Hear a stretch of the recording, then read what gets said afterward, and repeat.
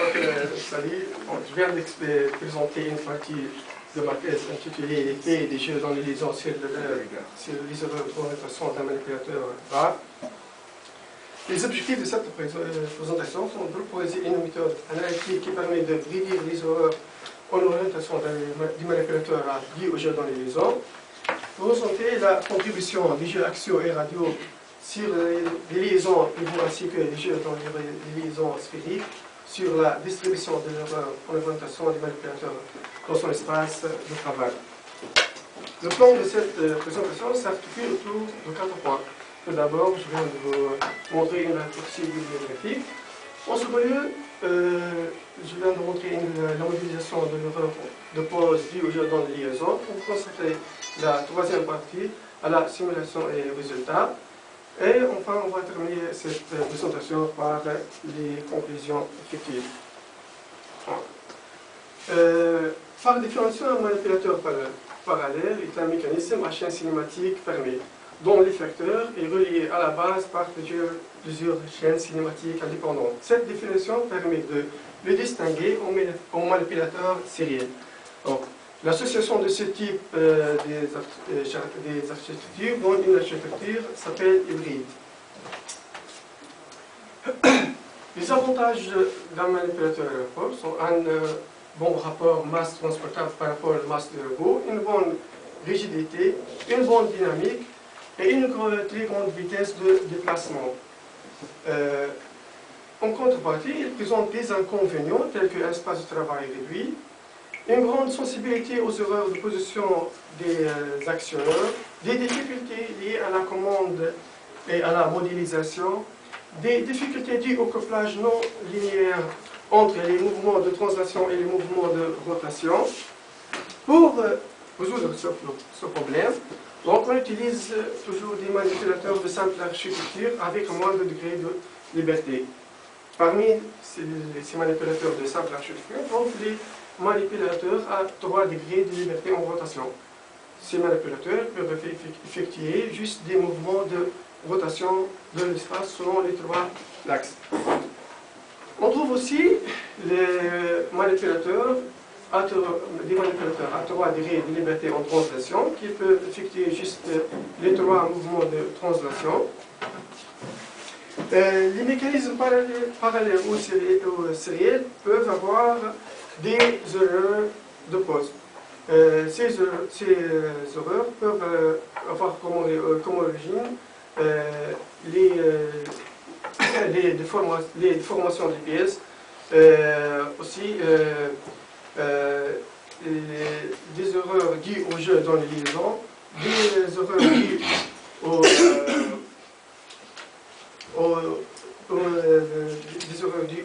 à l'usure de certaines pièces du mécanisme. Donc, ces erreurs présentent une grande difficulté, surtout pour les manipulateurs qui ont besoin d'une grande précision. Donc, dans la littérature, il existe presque 2 méthodes pour déterminer, pour modéliser l'effet du jeu dans les liaisons. Parmi ces méthodes, on trouve la méthode probabiliste qui est basée sur la théorie de probabilité. Le principe de cette méthode donné par l'organigramme suivant. Donc, il consiste à attribuer pour chaque jeu une fonction de densité de probabilité pour déterminer enfin une fonction de densité de probabilité de l'organe terminal.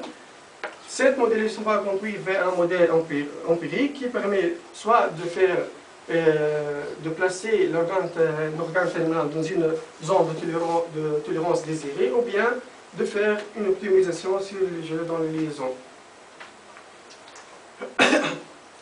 Donc, la deuxième méthode, c'est la méthode déterministe, qui est basée sur le principe du travail virtuel. Cette méthode consiste à effectuer une modélisation des jeux dans les liaisons à partir d'une étude statique qui a été déjà effectuée en fonction des paramètres et des positions de la plateforme et de la charge appliquée. Cette méthode est plus précise puisqu'elle tient en compte de la configuration et du chargement du manipulateur.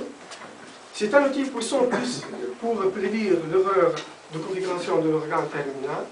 Elle est applicable sur les mécanismes à chaîne cinématique fermée ou ouverte. Donc, dans la suite de cette présentation, on va continuer avec cette méthode. Pour bien clarifier les choses, donc, je vous donne un aperçu sur cette méthode.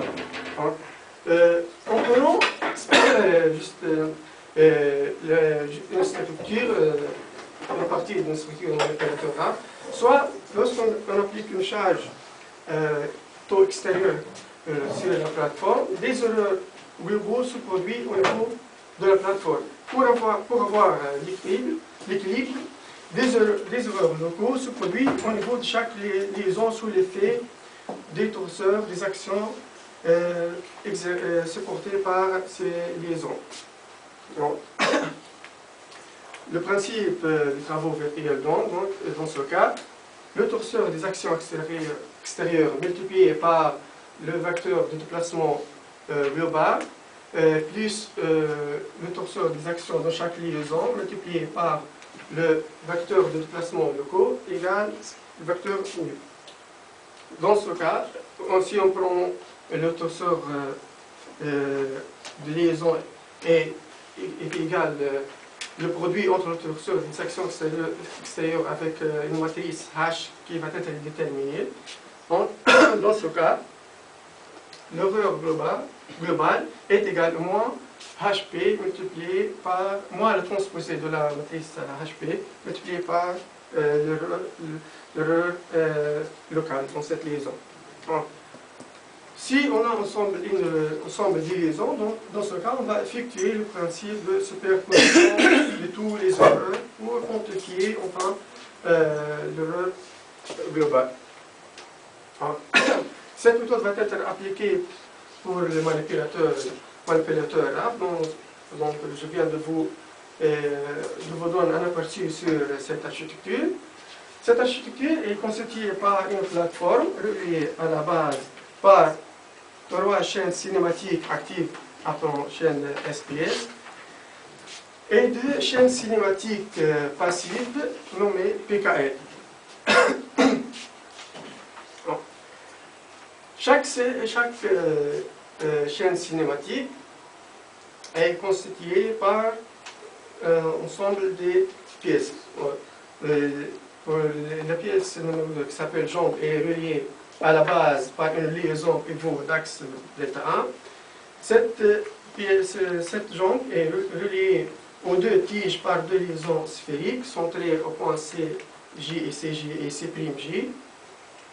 Enfin, le corps 4 est relié aux 2 tiges par 2 liaisons pivots centrées au point D1, DJ et D'J.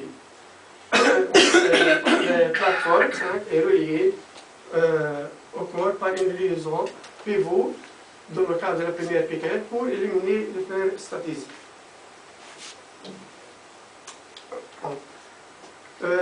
Soit taux extérieur et l'effort des actions extérieures exercées sur la plateforme, elle est composée par une force F et un moment M.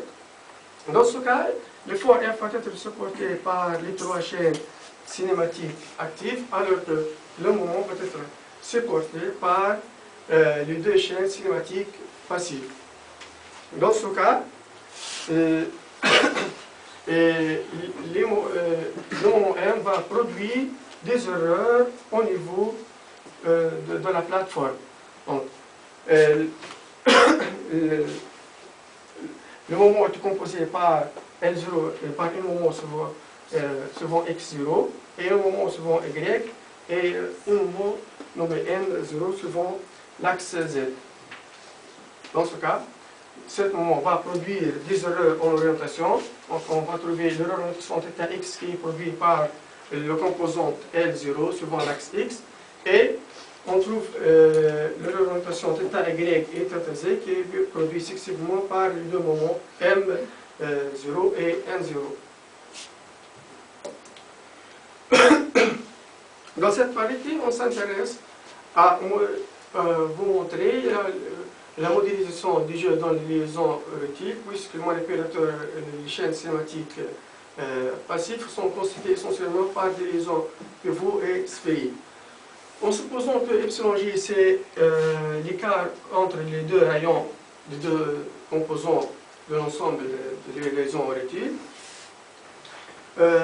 soit le torseur J qui est exprimé en fonction de torseur extérieur, qui est le produit de torseur extérieur multiplié par la matrice HJ.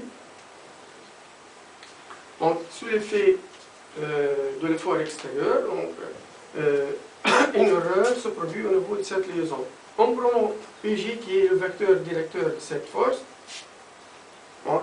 dans ce cas, l'effet du jeu sur la précision de la liaison utile est équivalent à εj multiplié par le vecteur unitaire UJ qui désigne la direction de la force. Dans ce cas, on peut exprimer l'erreur locale delta qui est par cette relation.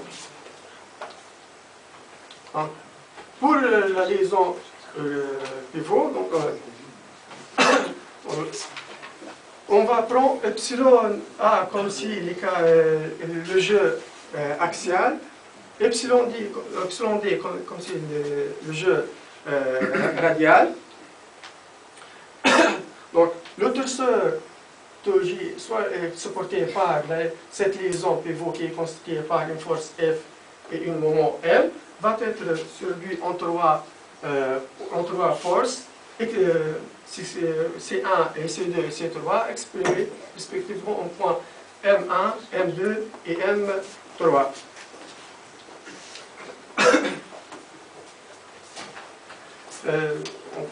En prenant QJ qui est l'axe de rotation de la liaison pivot, dans ce cas, les deux composantes C1 et C2 sont perpendiculaires à l'axe de la liaison. Pour déterminer les composants C1 et C2 en fonction du torseur extérieur, donc on va utiliser directement le principe fondamental de la statique.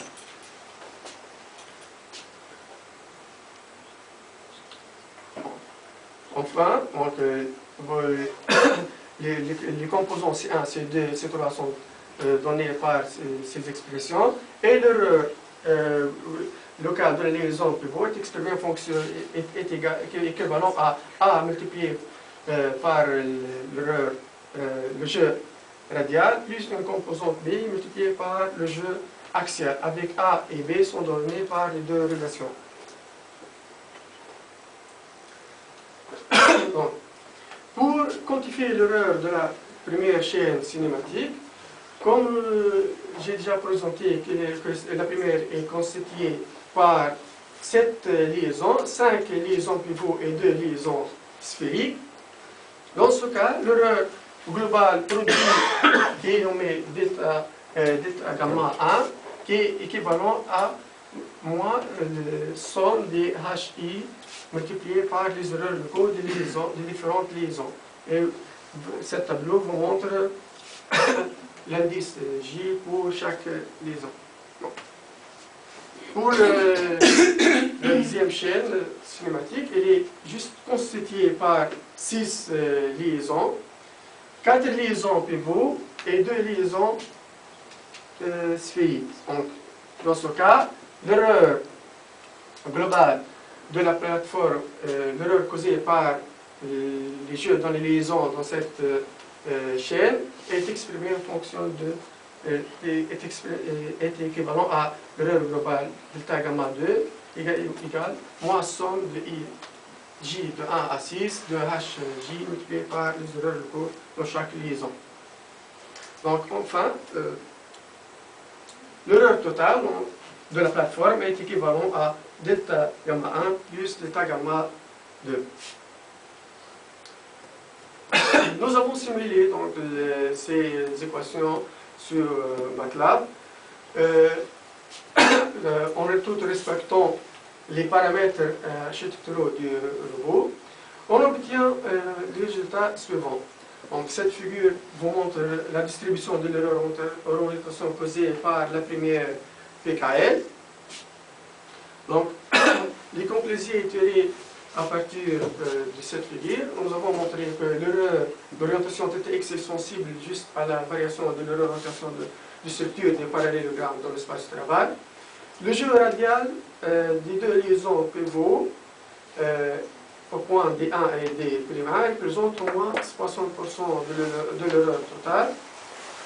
Et le jeu radial de ces deux liaisons pivots hors parallélogramme garde une valeur constante.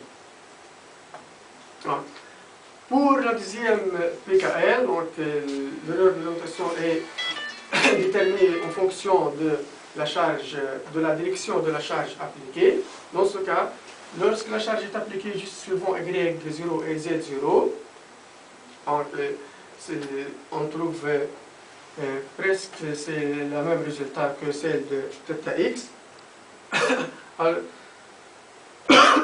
juste que l'erreur θy est sensible à la variation de l'orientation des structures de parallélogramme dans son espace de travail. Même conclusion lorsque la charge est appliquée suivant Y0. Si la charge est appliquée suivant Z0, on remarque l'existence d'une discontinuité de l'évolution de l'erreur d'orientation θy. L'analyse de cette discontinuité a montré que cette discontinuité est due au changement du mode de contact, donc je viens de vous montrer. En prenant la section de l'évolution de l'erreur de l'espace de travail, donc soit la courbe rouge représente l'erreur totale θy, la courbe en noir représente la contribution du jeu radial des deux liaisons pivots, alors que la courbe en vert représente la contribution de l'erreur due au jeu axial dans les deux liaisons pivots. La courbe en bleu représente la contribution de l'évolution de l'erreur de la liaison routier.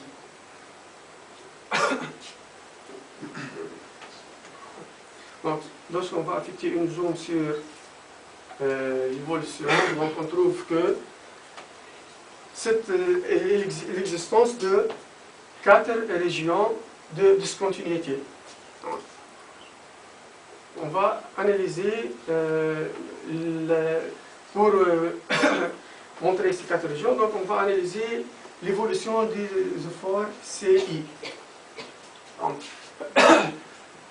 en prenant, dans le cas de la première liaison pivot, donc, cette courbe représente l'évolution de l'erreur des efforts, de la norme des efforts C1, c'est la courbe bleue. La courbe rouge représente la norme de la force C2. Et la courbe verte représente l'évolution du fort C3. Dans ce cas, on trouve que pour l'existence de 4 zones, section S1, là où C1 et C2 ont une direction opposée, et C3 est positive. Dans la deuxième section, C1 et C2 ont la même direction, alors et le C3 positif. Pour la troisième zone, pour la troisième section, on trouve que pour C1 et C2 ont le même signe, et C3 négatif. Et enfin, la quatrième zone, là où C1 et C2, tous les deux sont de direction opposée, et C3, c'est négatif. Bon. Pour la première section, les efforts C1 et C2 sont de signe opposé, C3 de signe positif. Dans ce cas, le contact dans la liaison pivot est représenté par cette figure. Bon. La deuxième section, donc, les efforts C1 et ces deux sont de même signe. Dans ce cas, le contact est représenté par cette figure. Pour la troisième section, pour la troisième section, donc le contact est représenté par cette figure. Là où C1 et C2 sont de même signe et C3 sont de signes négatifs. Et enfin, pour la quatrième section, le contact à l'intérieur de la liaison pivot est représenté par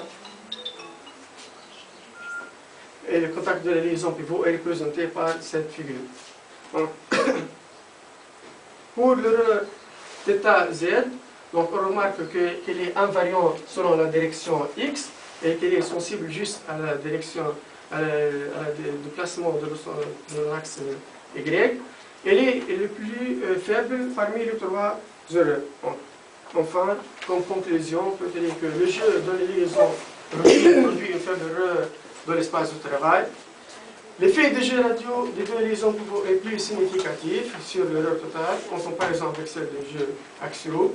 La variation de l'erreur en orientation de l'espace de travail est influencée essentiellement par la structure du parallélogramme. Le jeu radial des deux liaisons pivots hors parallélogramme garde une valeur constante.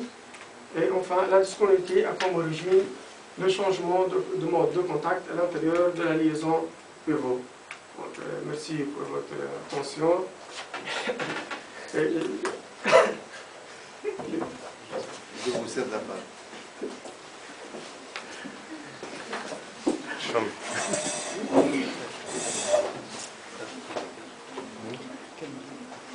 C'est bon, كمان conclusion.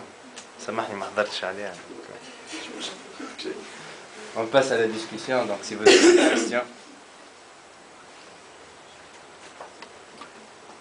Oui, Alors pour des non-spécialistes, pour des gens qui veulent comprendre ce que vous êtes en train de faire et l'utilité de ce que vous faites, alors l'effet du jeu, pourquoi on cherche cet effet du jeu sur, je suppose, la position du plateforme, c'est ça? Parce que pratiquement, on demande une position à plus ou moins une incertitude, une position correcte. Donc là, comment on peut répondre à cette position du plateforme avec 1%, je suppose, d'erreur? Pratiquement, quel choix de jeu, quel jeu on doit prendre pour répondre à cette question? Donc, juste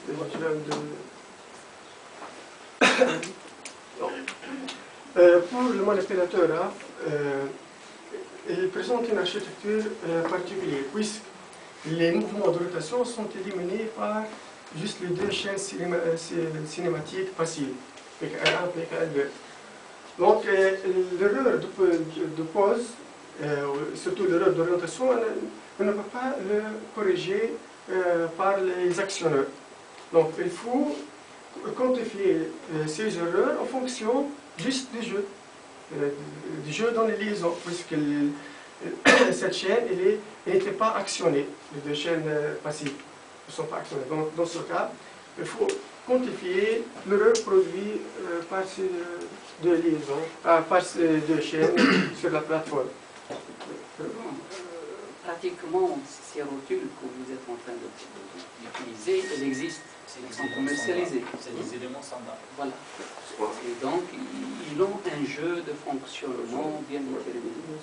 Est-ce que ces composants standards, ou bien il existe des composants standards qui répondent à cette question de position de la plateforme? Est-ce que le jeu que vous avez pris, c'est un jeu au hasard, ou bien à partir du jeu de composants industrialisés, de composants existants, ces rotules qui existent? Ce qui nous intéresse dans cette partie, c'est comment on va modéliser les jeux dans les différentes liaisons. Bien sûr, les résultats à trouver les résultats trouvés sont indépendants du module du jeu. Puisque lorsqu'on va, bien sûr, lorsqu'on varie le jeu, le shape, la répartition de l'erreur ne peut pas changer.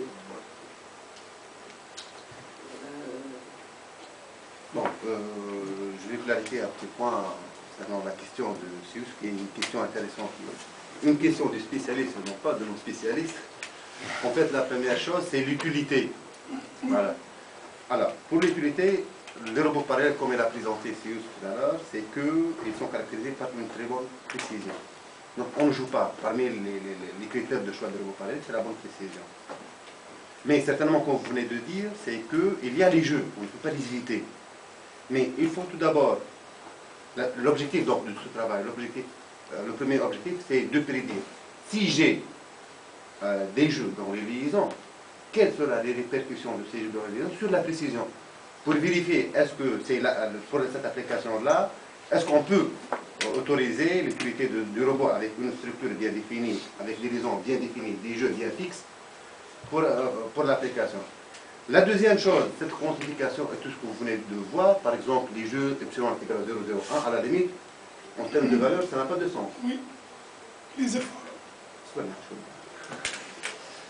Mais ce qui compte, la première chose, c'est comment quantifier. Quel est l'impact de chaque jeu sur la précision? L'impact, c'est-à-dire, quel est le jeu le plus significatif? Le jeu axial, les jeux radial et ainsi de suite, d'ailleurs, parmi les choses qu'il vient de présenter. Et ça permet d'optimiser la structure. Optimiser la structure en termes de précision, en termes de coût. Pour des jeux qui n'ont pas un effet qui ne dépasse pas, par exemple, les 1, 2, 10% sur l'erreur totale, je peux élargir pour gagner sur le coût. Mais il y a des jeux que je dois les serrer, même si je paie. Et c'est parmi les conclusions les plus importantes qu'il vient de présenter. Pour la question de Célia tout à l'heure, la force. Oui, la force est importante, mais en termes de direction, non pas de valeur. Et en termes de points d'application aussi. Certainement. Certainement. Parce que le point d'application va conduire à des moments.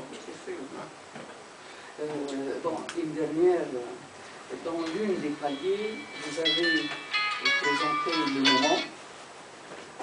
Bon, le moment résultant, nous avons l'habitude de prendre un seul moment de résultant sur le palier. Vous avez pris 3 aux extrémités, au milieu. Pourquoi ce choix? Je ne sais pas sur l'une des transparents. Voilà, c'est ici.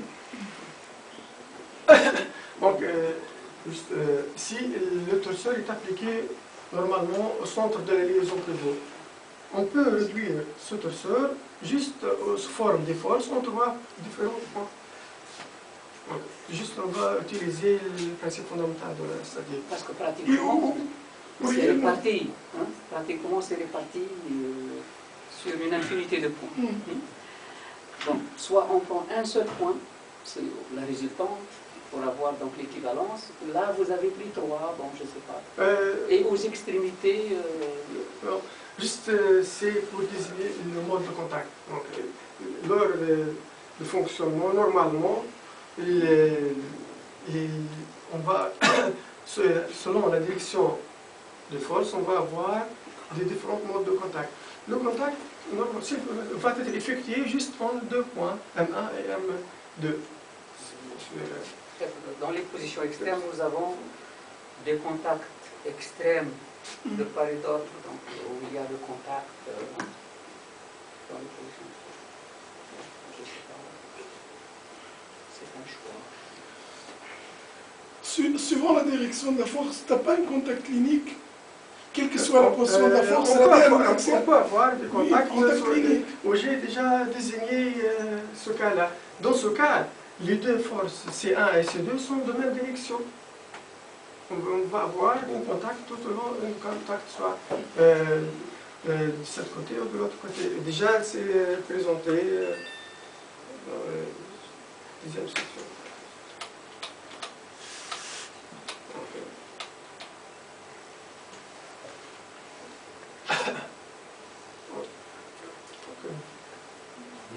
Voilà, dans ce cas, par exemple, dans la deuxième section, Dans ce là, cas. dans ce cas, Dans dans ce cas, là où l'effort C3 est positif et C1 et C2 sont de même signe, on trouve juste le contact effectué.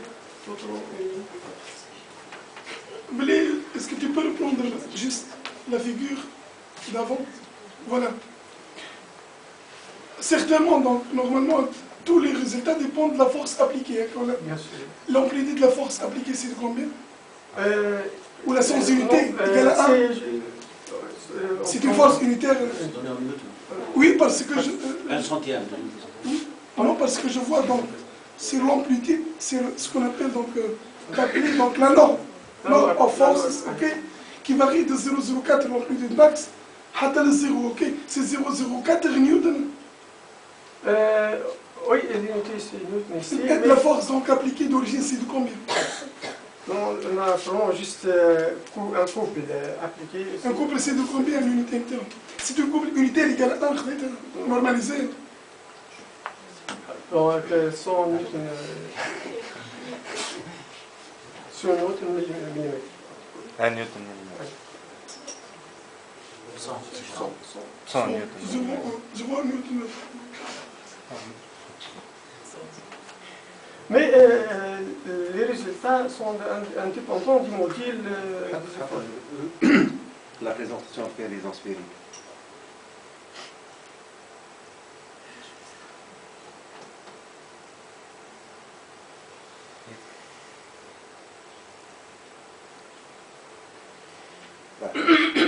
Dans ce cas-là, puisqu'on est dans le cadre de l'hypothèse des solides rigides, pour la direction U, indépendamment, et même à partir de l'expression, indépendamment de la valeur de la force, la direction, c'est la direction qui compte, parce qu'on est dans le cadre des solides rigides.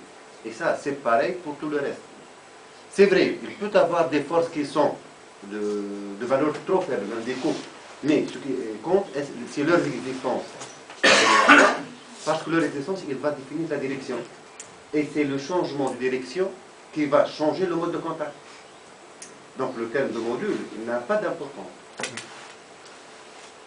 Oui.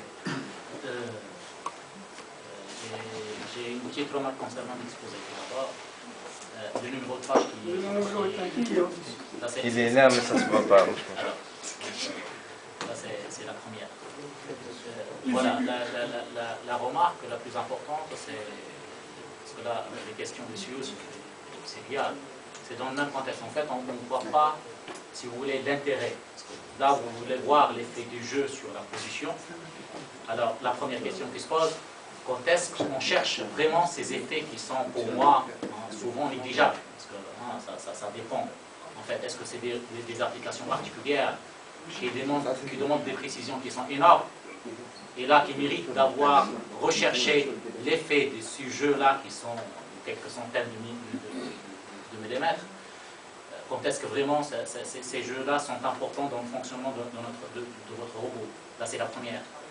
La seconde, là, vous avez fait une étude qui est statique ou bien quasi statique, et vous avez négligé l'inertie.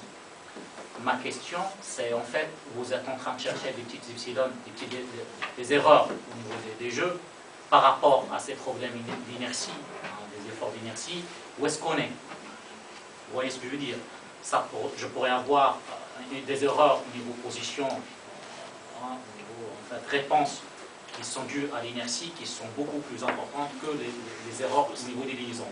Est-ce qu'il y a vraiment une étude quantitative, une étude un recul, des liaisons, ça dépend de l'application. Même comme femme a des applications, je ne sais pas, mais est-ce que vous pouvez nous donner des exemples où le jeu ici, le jeu de liaison est vraiment important? Et la première, donc, c'est les applications qui sont, je pense, particulières où le jeu est important, puisque là, il y a des études qui sont déjà faites. Et la seconde, vous négligez l'inertie qui pourra être non négligeable par rapport à ces jeux-là. Et est-ce qu'il y a vraiment des ordres de grandeur qui peuvent comparer en fait Pour l'utilisation des manipulateurs parallèles, donc, elle exige de la précision, surtout pour les applications médicales. Donc, cette modélisation permet de prédire l'effet du jeu des liaisons sur la précision de la plateforme. Bien sûr, pour celui qui va utiliser cette architecture, il va au moins connaître quelles sont les erreurs qui peuvent être effectuées. J'ai bien compris l'objectif. Mais ma question, est-ce qu'il y a des applications précises, comme j'avais dit, où le jeu a un effet qui va changer le positionnement? Quelles sont ces applications particulières? Qu'est-ce que vous visez? Les applications médicales. Les applications médicaux, donc les applications médicaux exigent de la précision. C'est trop large comme application médicale. Quelle application on utilise un robot parallèle? Chirurgical. On demande chirurgical. Ça existe ou? D'accord, la deuxième question, la deuxième partie. Je ne suis pas connaisseur du domaine. Bon, c'est pas grave. La deuxième concernant l'inertie. Donc cette étude, c'était effectuée à partir d'une étude statique.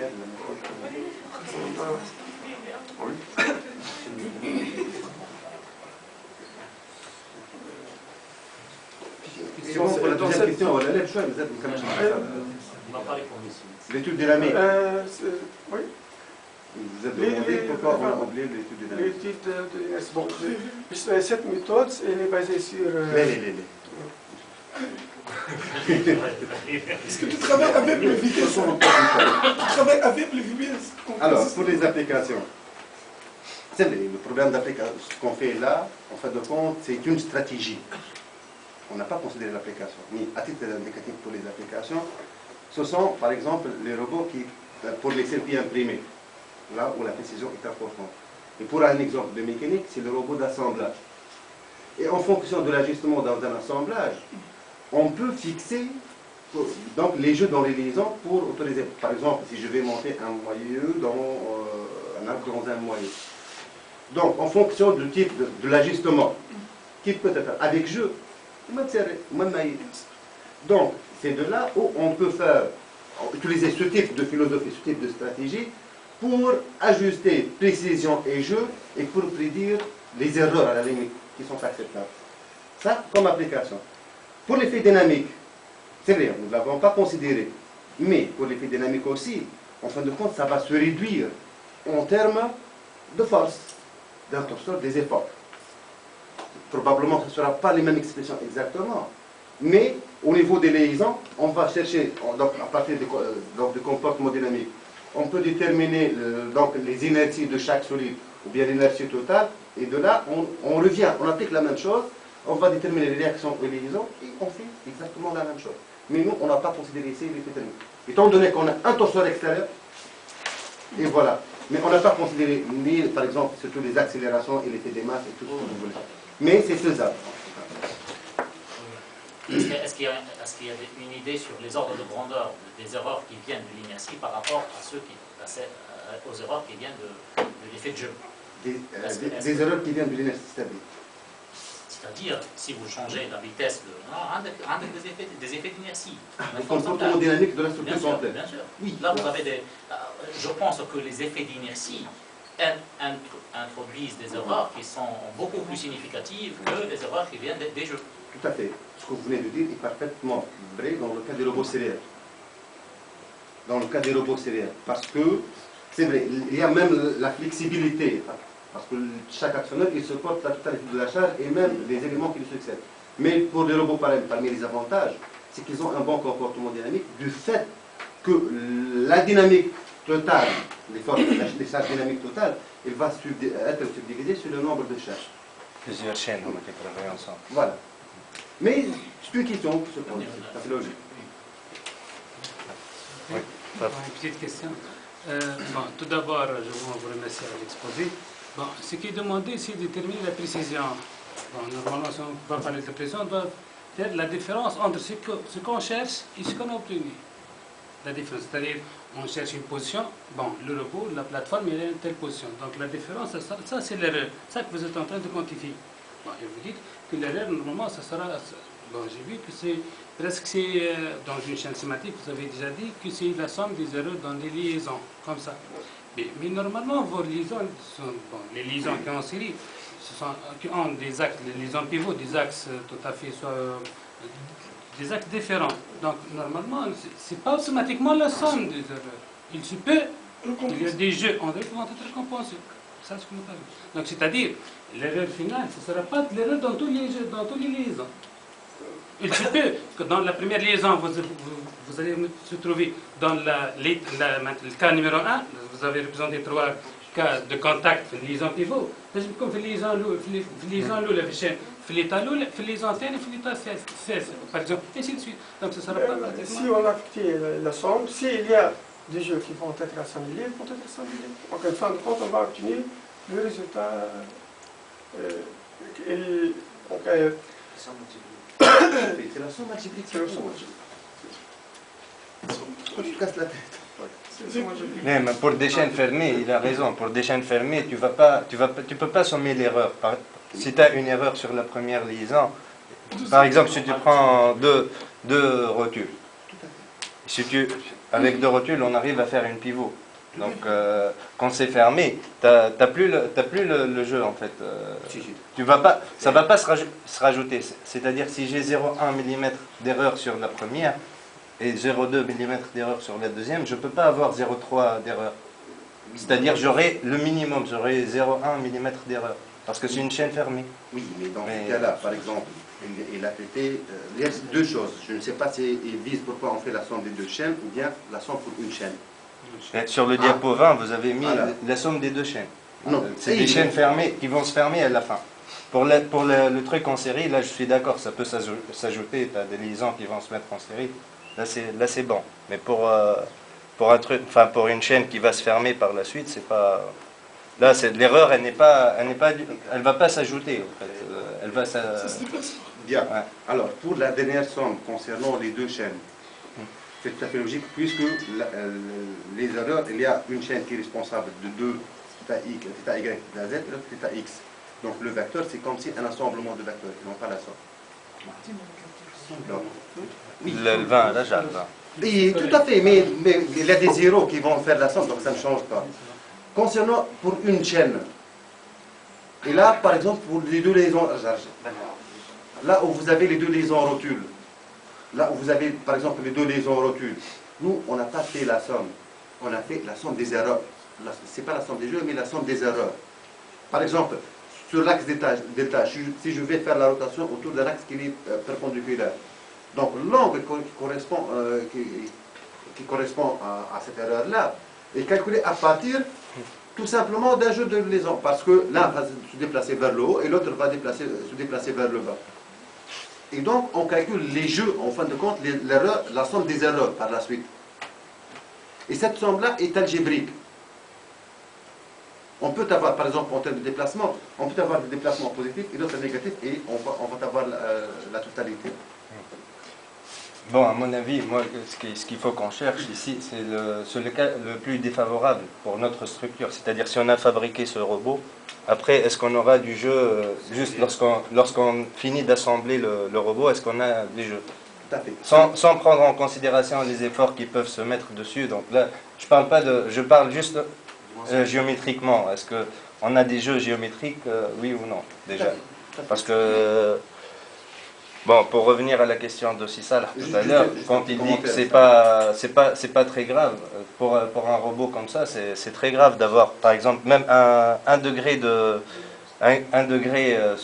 d'erreur sur une liaison pivot, par exemple, si tu multiplies ça par un mètre, qui est la longueur d'un bras, qui est assez, ça va provoquer beaucoup d'erreurs, c'est de l'ordre des millimètres, quoi. Donc là, c'est vraiment... C'est par la structure du robot qu'on a besoin de connaître les jeux, comment ils vont s'annuler, pour savoir est-ce que notre structure elle sera stable ou elle sera parfaitement horizontale. Donc c'est ça l'objectif, je crois, du travail. Et après... Bon, si je voulais pour le cas le plus défavorable, c'est vrai, dans la bibliographie existe là. Il y a carrément des méthodes qui se basent, donc les méthodes probabilistes. Et peut-être le cas le plus défavorable et ça marche. Concernant, par exemple, un degré ou une chose comme ça, c'est acceptable ou non acceptable, comme on l'a déjà dit, c'est en fonction de l'application. On ne peut pas juger dans l'absolu. Et l'avantage essentiellement de cette méthode, d'ailleurs, par exemple, on n'est pas les seuls qui travaillent dessus, c'est que le fait d'avoir des équations analytiques, ça permet d'optimiser et de synthétiser. De voir, là, par exemple, même optimisation, par exemple, des jeux, pour optimiser les prix, d'avoir faire les choix convenables, d'avoir même une idée sur le comportement global. Bon, alors les résultats obtenus, est-ce que vous les avez validés ou non? Parce que sinon, on ne peut pas vous croire. Est-ce que ça a été validé, ça a été comparé avec d'autres études, etc. Par rapport aux autres? Non. On n'a pas comparé. Il faut fabriquer un... Du point de vue expérimental. Si c'est mieux, c'est cher. Ouais, il est حتى numérique avec deux. Des mesures expérimentales.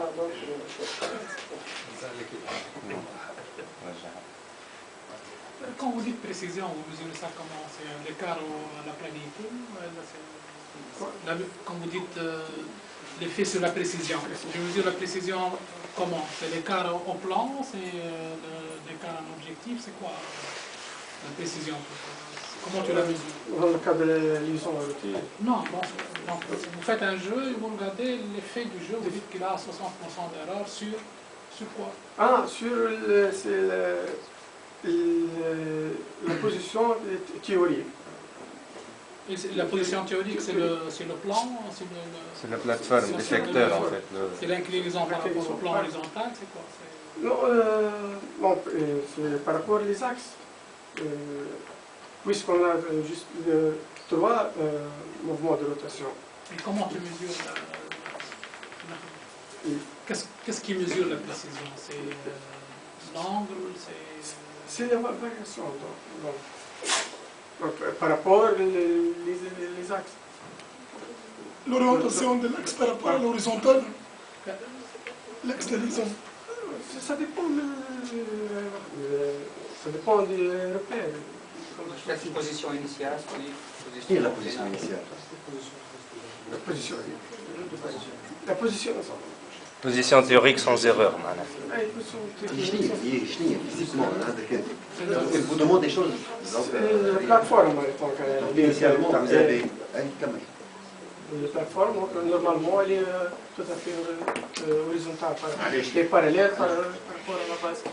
Initialement, la plateforme parallèle à la base. Maintenant, je vais appliquer un couple selon X. Et je vais chercher comment ça peut se faire à la suite des jeux dans les liaisons. La même chose pour c'est un angle, c'est 3 angles. C'est 3 angles. Et donc, c'est une quantité numérique qui va être... C'est un module, c'est quoi? C'est la somme des 3 angles, c'est quoi? Et donc, c'est 3 objectifs.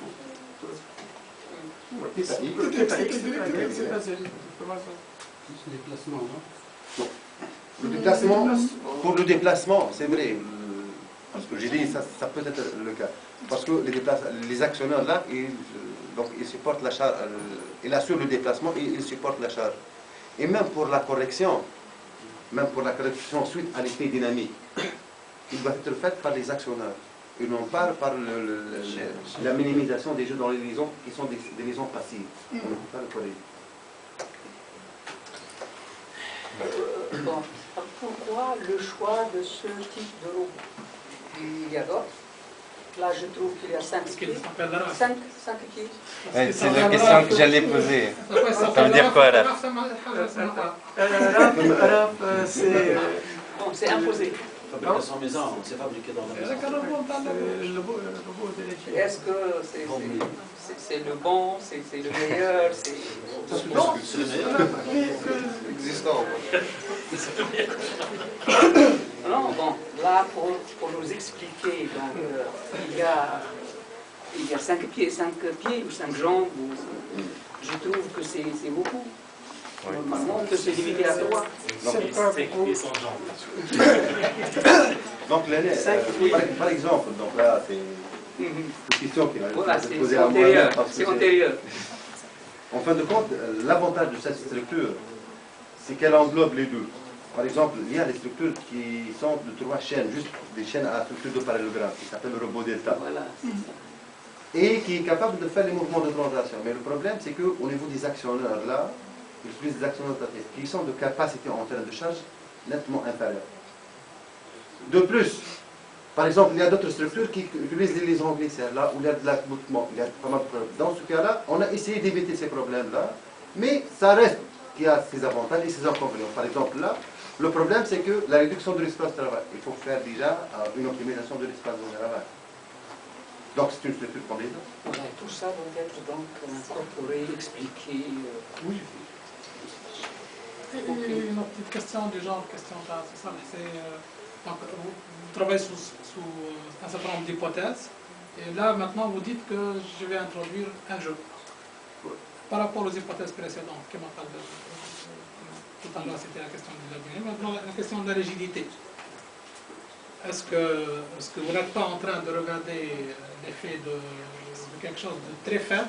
Enfin, le fait ne va pas être beaucoup plus faible que l'erreur sur l'hypothèse de supposer que les éléments sont rigides, alors qu'ils ne sont pas réellement. Normalement, l'étude de rigidité a été effectuée par M. Zouhaïr dans son article. Juste dans cette partie, juste on a considéré comme si les... Et on va essayer de comparer les deux résultats pour voir quel est le plus significatif, comment on peut améliorer les deux. Normalement, vous allez pouvoir dire à un certain moment, sous une sollicitation donnée, si on ne dépasse pas une sollicitation donnée, l'effet du jeu pourrait être important, mais sinon, si on dépasse en sollicitation, la rigidité, enfin, la flexibilité des éléments pourrait être plus importante que là, normalement. Surtout que vous avez l'étude déjà.